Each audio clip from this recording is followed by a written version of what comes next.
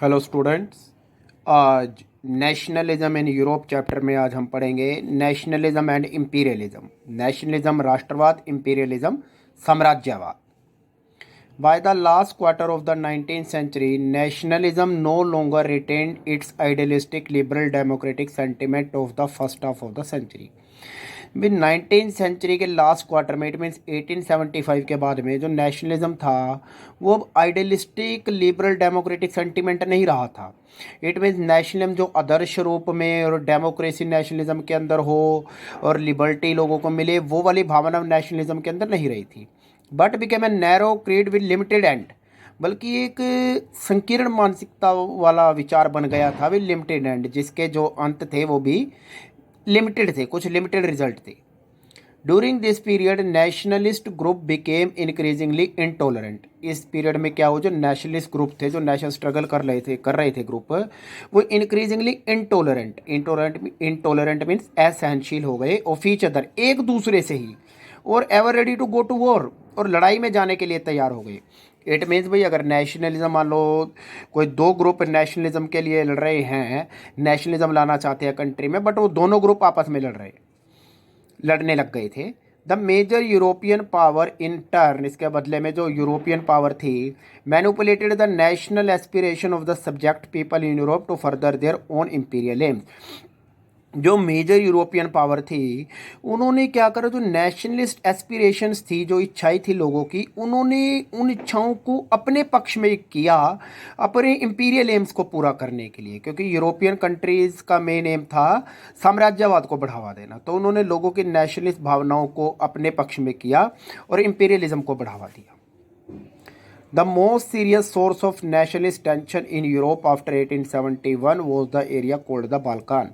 सबसे serious source of national tension का जहाँ 1871 में बाल्कान के अंदर वो टेंशन आई। The Balkan was a region of geographical and ethnic variation. जो बाल्कन रीजन था उसके अंदर जियोग्राफिकल वेरिएशन भी था और एथनिक वेरिएशन भी था, कंप्राइजिंग उसके अंदर, क्योंकि उसके अंदर कई कंट्री शामिल थे। कौन कौन से थे? Romania, Bulgaria, Albania, Greece, Macedonia, Croatia, Bosnia, Herzegovina, Slovenia, Serbia and Montenegro, whose inhabitant were broadly known as Slavs. Balkan, इस कंट्री में रहने वाले सभी लोगों को कहा जाता है, निवासियों को कहा जाता है Slavs. A large part of Balkan was under the control of Ottoman empire. Balkan का जो लार्ज पार्ट था वो ओटोमन एम्पायर के कंट्रोल में था। The spread of the ideas of romantic nationalism in the Balkan together with the disintegration of the Ottoman Empire. अब जो Balkan के अंदर रोमांटिक नेशनलिज्म का फैलाव हुआ, तो उससे क्या हुआ, ओटोमन एम्पायर का डिसइंटीग्रेशन हो गया। इट मीन्स ओटोमन एम्पायर अलग अलग हो गया, और इससे क्या हुआ, made this region very explosive. ये रीजन काफ़ी विस्फोटक हो गया। इट मीन्स यहाँ पे युद्ध शुरू हो गए। All through the 19th century the Ottoman empire had sought to strengthen itself through modernization. पूरी 19th सेंचुरी में ओटोमन एम्पायर ने सोचा कि अपने आप को वो मॉडर्नाइजेशन के थ्रू ताकत दे लेगा एंड इंटरनल रिफॉर्म, कुछ आंतरिक सुधार करके अपने आप को मजबूत कर लेगा, but with very little success, परंतु उनको बहुत कम सफलता मिली। वन बाय वन, एक एक करके, it's European subject nationalities broke away from its control. जो इसके यूरोपियन सब्जेक्ट नेशनलिटीज़ थे, वो जो राष्ट्रीयता थी, वो एक दूसरे से, इसके कंट्रोल से अलग होते रहे एंड डिक्लेयर्ड इंडिपेंडेंट, और अपने आप को उन्होंने इंडिपेंडेंट घोषित कर लिया। जो ओटोमन एम्पायर के अंडर जो भी कंट्री थे, उन्होंने अपने आप को, उन्होंने धीरे धीरे उससे अलग होते रहे, उन्होंने अपने आप को इंडिपेंडेंट, स्वतंत्र घोषित कर लिया। The Balkan people based their claims for independent or political right on nationality and used history to prove that they had once been independent. जो बाल्कन पीपल थे, जिन्होंने ये दावे किए, स्वतंत्रता के दावे इस आधार पे किए, उस हिस्ट्री को उन्होंने आधार बनाया। उन्होंने कहा भी, जिस हिस्ट्री को ये सिद्ध करने के लिए आधार बनाया कि वो कभी इंडिपेंडेंट हुआ करते थे। भाई इतिहास बताता है कि वो कंट्री ने कहा, भाई इतिहास अगर हम उठा के देखें तो हम प्राचीन समय में इंडिपेंडेंट थे, स्वतंत्र थे, हमें तो बाद में गुलाम बनाया गया है। But had subsequently been subjected by the foreign power, परंतु फॉरेन पावर ने उनको बाद में गुलाम बनाया। Has the rebellious nationalities in the Balkan thought of their struggle as attempt to win back their long lost independence. इस कारण से जो रिबेलियस नेशनलिस्ट थे, विद्रोही जो राष्ट्रवादी थे बाल्कन के अंदर, तो उन्होंने अपन सोचा कि वो संघर्ष करेंगे, अपनी जो इंडिपेंडेंस है उनकी पुरानी खो चुकी इंडिपेंडेंस उसको दोबारा पाने के लिए वो संघर्ष करेंगे। As the different Slavic nationalities struggle to define their identity and independence, जो स्लेविक नेशनलिटीज़ थे वो अपने स्ट्रगल, अपने इंडिपेंडेंस के लिए संघर्ष कर रहे थे। Balkan area became an area of intense conflict. अब बाल्कन एरिया में अंदरूनी कॉन्फ्लिक्ट हो गया, कॉन्फ्लिक्ट में विरोध शुरू हो गया। Balkan states were fiercely jealous of each other. जो बाल्कन स्टेट्स से ऊपर हमने पढ़ा, बुल्गारिया, रोमानिया जो स्टेट्स थे वो आपस में जेलसी फील करते थे। And each hope to gain more territory at the expense of the other. और हर एक स्टेट ये चाहता है कि मैं दूसरे के ऊपर आक्रमण करके उसको जीत के अपना एरिया बढ़ा लूँ। Matters were further complicated. अब ये मसला और ज़्यादा जटिल हो गया, because the Balkan also became the scene of big power rivalry.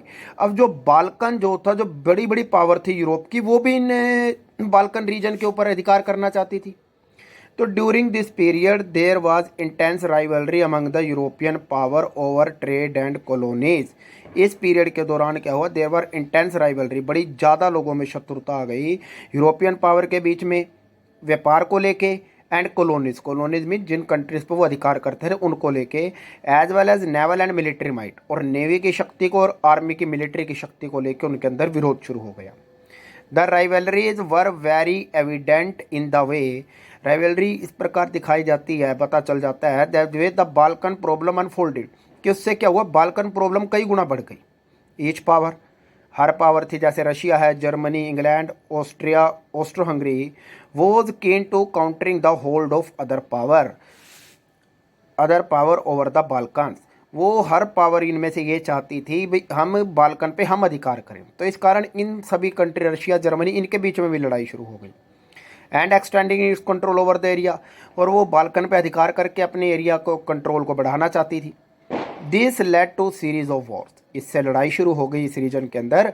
And finally the first world war, और फर्स्ट वर्ल्ड वॉर 1914 के अंदर स्टार्ट हो गए।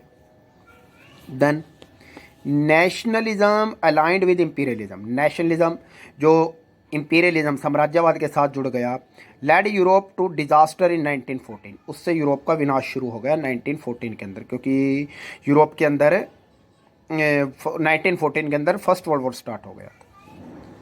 But meanwhile many countries in the world, परंतु उसी दौरान वर्ल्ड में कई country had been colonized by the European power. European power ने उनको कोलोनाइज कर लिया था, मीन्स अपने अधीन ले लिया था 19th सेंचुरी में। Began to oppose imperial domination, जिन्हों को, और वो उन कंट्री ने जो यूरोपियन पावर के अधीन थे उन्होंने भी इम्पीरियल डोमिनेशन का विरोध करना शुरू कर दिया था, साम्राज्यवाद का विरोध करना शुरू कर दिया था। The anti imperial movement that developed everywhere. Anti imperial means anti, विरोधी, इंपीरियल साम्राज्यवाद के विरोधी जो भी आंदोलन था वो सारी जगह फैलने लगा।